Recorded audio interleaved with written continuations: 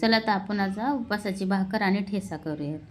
त्याच्यासाठी वऱ्याचं पीठ घेतलं आहे आणि गरम पाणी करून घेतलं आहे. त्याच्यात गरम पाणी करून टाकलं ना मऊ भाकर होती, अशी कडक होत नाही.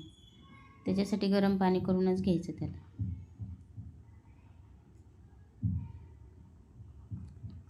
आणि थोडंसं जास्त पीठ घेतलं आहे, कारण की नाही का थोडीशी जाडसर म्हणजे मीडियम भाकर झाली पाहिजे.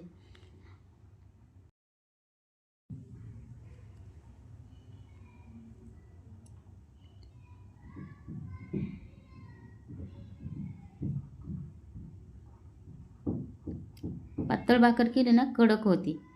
त्याच्यासाठी आहे ना वऱ्याच्या पिठाची मीडियम भाकर करायची, जास्त पातळ पण नाही आणि जास्त जाड पण नाही करायची.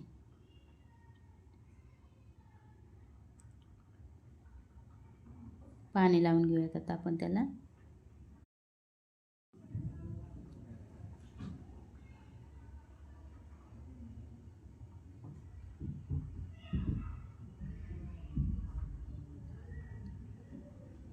आता ही छोटी भाकर करून घेऊयात, कारण थोडंसं पीठ राहिलं होतं ना, तर छोटी भाकर करून घेऊयात त्याची. मस्त फुगली भाकर पण.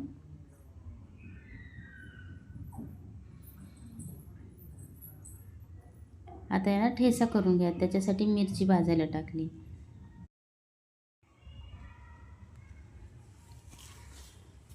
शेंगदाणे पहिलेच भाजून घेतले होते, तर अर्धे अर्धे करून कुटून घेऊयात आपण ते, कारण एकदा सगळे नाही कुटता येत ना. तोपर्यंत मिरची भाजतील तोपर्यंत शेंगदाणे कुटून घेऊयात. शेंगदाणे पण जास्त नाही का बारीक नाही कुटायचे, मीडियमच कुटायचे. आता हे राहिलेले पण कुटून घेऊयात आपण. आता ना हे राहिलेले पण कुटून घेऊयात आपण.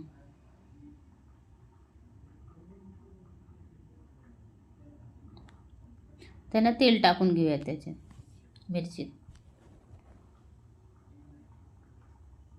तेल टाकल्यामुळं लवकर मिरची भाजते आणि चांगली भाजते. तर मिरची भाजून घेतली. आता आपण उकळात काढून घेऊयात त्याला. थोडंसं मीठ टाकून घेऊयात चवी. चला तर हे ना बारीक करून घेऊयात आपण. त्याच्यातच कूट टाकून घेऊयात. मगाशीच कुटून घेतलं होतं शेंगदाणे.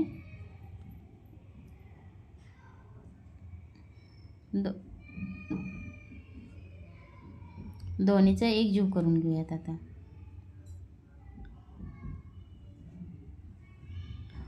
हे झाला आपला मिरचीचा ठेचा तयार आणि